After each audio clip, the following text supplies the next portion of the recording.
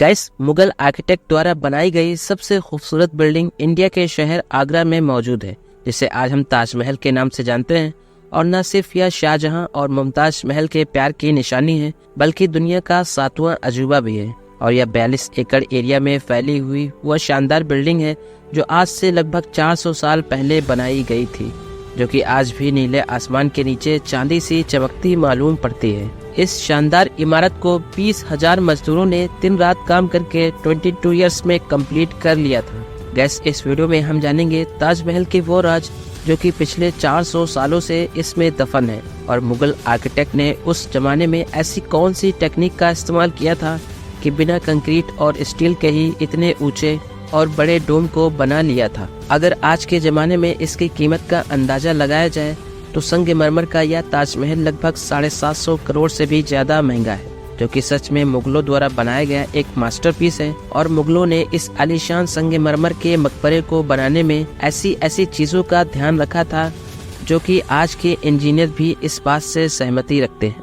क्योंकि आप जैसे ही ताजमहल के मेन गेट से इसे देखेंगे तो यह आपको काफी बड़ा नजर आएगा, लेकिन जैसे जैसे आप आगे बढ़ते जाएंगे तो इसका साइज छोटा होता जाएगा, जिसको देखने के बाद आप खुद कहेंगे कि यह एक अजूबा है। और सिर्फ इतना ही नहीं, अगर आप ताजमहल की चारों मीनारों को गौर से देखें तो आप नोटिस करेंगे कि इसकी मीनारें सीधी नहीं खड़ी की गई हैं, बल्कि यह बाहर की तरफ हल्की झुकी हुई है, जिसके पीछे एक सिंपल लॉजिक है कि अगर अर्थक्वेक के टाइम पर ये मीनारें गिरने लगे तो बाहर की तरफ गिर जाएं, ताकि ताजमहल का पूरा स्ट्रक्चर बच जाए। इतनी बारीकियों का भी ध्यान दिया गया था ताजमहल को बनाने में। आइए जानते हैं वो सारी बातें जब मुगलिया सल्तनत हुआ करती थी। यह बात है 1607 की, जब मुगलों ने मैप में दिख रहे इतने बड़े एरिया को हासिल कर लिया था। और इस वक्त मुगलों का शासन पीक पर था, और शाहजहां जो कि जहांगीर के बेटे थे, ये उस वक्त के जाने माने बादशाह हुआ करते थे। और इनकी शादी मुमताज महल से हुई थी, जिनसे ये सबसे ज्यादा मोहब्बत करते थे। ये तो इनकी 6 बीवियां थी, लेकिन मुमताज महल से यह सबसे ज्यादा करीब थे। और शाहजहां का रियल नेम शहाबुद्दीन था, लेकिन क्योंकि इन्होंने बहुत सी जंगें लड़ी थी और सब जंगों में इन्होंने सिर्फ जीत ही हासिल की थी, इसीलिए इनको शाहजहां कहकर बुलाया जाता था, जिसका मतलब है दुनिया का बादशाह। और यूँ तो शाहजहां बादशाहों के बादशाह थे, लेकिन अपने फैसलों के मशवरे मुमताज से किया करते थे। और जब भी वो जंग पर जाते थे तो जंग से लौटने के बाद अगर वो सबसे पहले किसी को देखना चाहते थे तो वो थी मुमताज महल। इतना उन्हें मुमताज पसंद थी। लेकिन एक बार दुश्मनों ने उनकी सेना पर अटैक किया तो फिर जंग लड़ने के लिए शाहजहां को जाना था, लेकिन इस बार मुमताज नहीं चाहती थी कि शाहजहां उन्हें छोड़कर जाएं। लेकिन यह जंग जरूरी थी और शाहजहां को जाना पड़ा। यह जंग पूरे 2 साल तक चलती रही, लेकिन शाहजहां को इस जंग में भी जीत मिली। और इस बार भी शाहजहां धूमधाम से वापस लौटे, लेकिन इससे पहले कि वह मुमताज से मिलते, उन्हें उस दर्दनाक पैगाम से रूबरू किया गया जिसे उन्होंने अपने सपनों में भी नहीं सोचा था। जी हाँ, मुमताज महल जो कि शाहजहां के 14वें बच्चे को जन्म दे रही थी, उनकी हालत नाजुक थी। और 17 जून 1631 को वो इस दुनिया को अलविदा कह गई।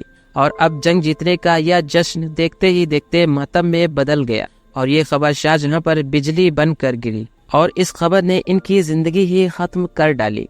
शाहजहां की सबसे पहली मोहब्बत और उनकी सबसे अजीज बीवी मुमताज महल इस दुनिया से रुखसत हो चुकी थी।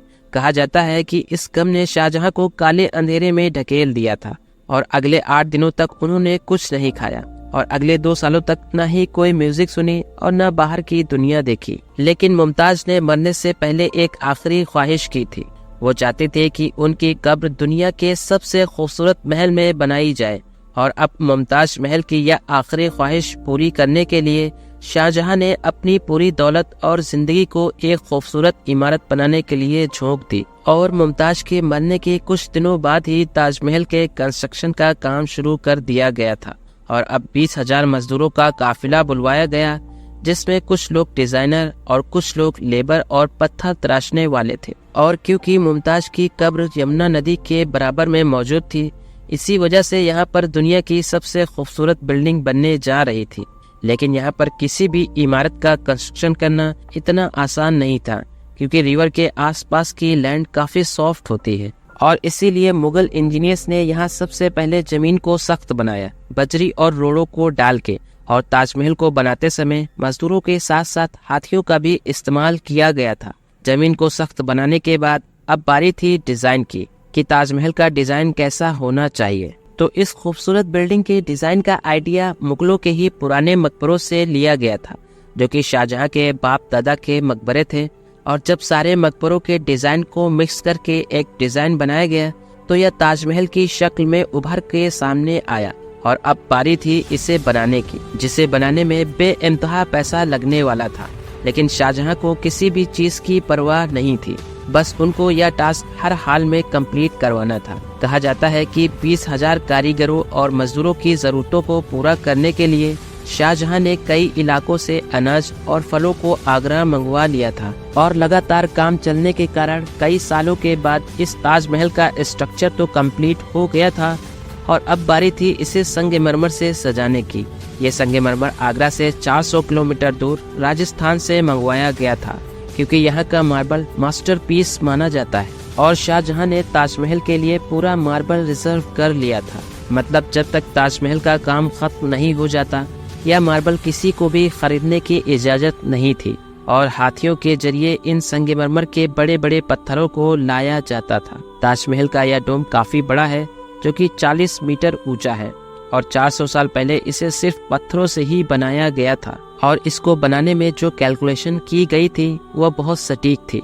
और ताजमहल को सजाने के लिए इस पर पिट्रा ड्यूरा का काम किया गया था।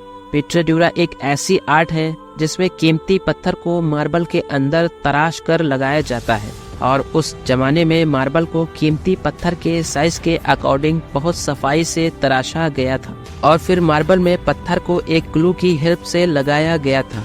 और ताजमहल पर लगाई जाने वाली ग्लू बहुत स्पेशल थी। काफी रिसर्च करने के बाद पता चला कि इस ग्लू को शीरा, लेमन जूस और संगमरमर पाउडर से बनाया गया था, जिसे आज भी ताजमहल के किसी पार्ट को सही करने के लिए इस्तेमाल किया जाता है। और इस तरह पूरे 22 सालों में ताजमहल को बनवा लिया गया था। और शाहजहां ने अपनी बीवी मुमताज महल के नाम पर ही इसका नाम ताजमहल रख दिया। और अब शाहजहां इस ताजमहल को बनवाकर अपना सारा शाही खजाना लुटा चुके थे और अब मुगलिया सल्तनत भी खतरे में थी।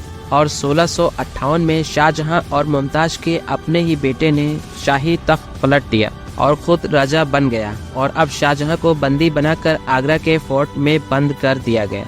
और शाहजहां को जिस कमरे में बंद किया गया था वहां की खिड़की से वह ताजमहल देख सकते थे। और 8 साल कैद में रहने के बाद 74 साल की उम्र में शाहजहां भी इस दुनिया को छोड़ गए और उन्हें भी ताजमहल में दफन कर दिया गया। जिसके बाद वो लोग तो मर गए, लेकिन उनके प्यार की निशानी आज भी जिंदा है। गाइस, आज के लिए इतना ही। आई होप आपको यह वीडियो पसंद आई होगी। हम मिलेंगे नेक्स्ट वीडियो में फिर से। सब्सक्राइब करिए हमारे चैनल को और बेल आइकन को प्रेस करिए ताकि ऐसी इन्फॉर्मेटिव वीडियोस आपको मिलती रहें। Thanks for watching.